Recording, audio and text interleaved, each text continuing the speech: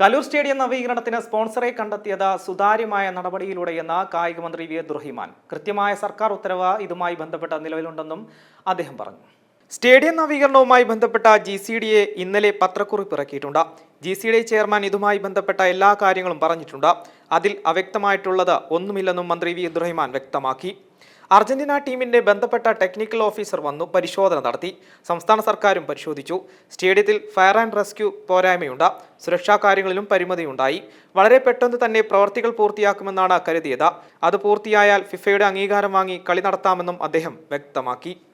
ഈ കലൂർ സ്റ്റേഡിയവുമായി ബന്ധപ്പെട്ട കാര്യത്തിൽ GCDA കൃത്യമായി തന്നെ ഇന്നലെ അതിൻ്റെ പത്രക്കുറിപ്പ് ഇറക്കിയിട്ടുണ്ട്.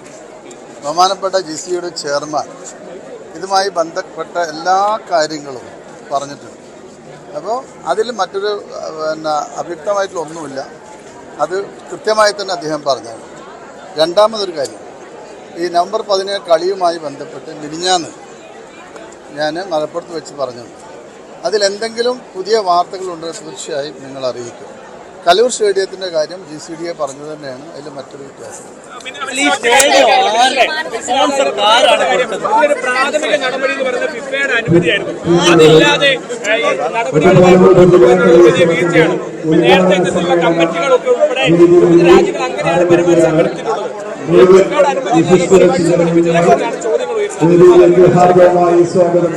നോക്കൂ, ഇതുമായി ബന്ധപ്പെട്ട് അർജന്റീനയുടെ അവരുടെ ടീമിൻ്റെ ബന്ധപ്പെട്ട ടെക്നിക്കൽ ഓഫീസർ വന്നു പരിശോധിച്ചു.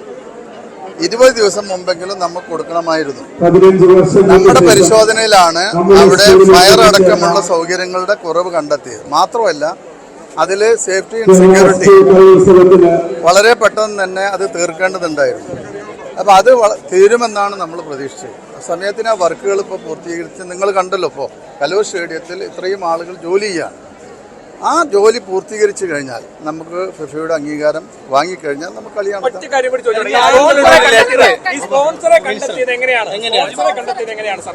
നോക്കൂ, അതിനും കൃത്യമായുള്ള സുതാര്യമായുള്ള നടപടികൾ അതിൽ നടന്നിട്ടുണ്ട്.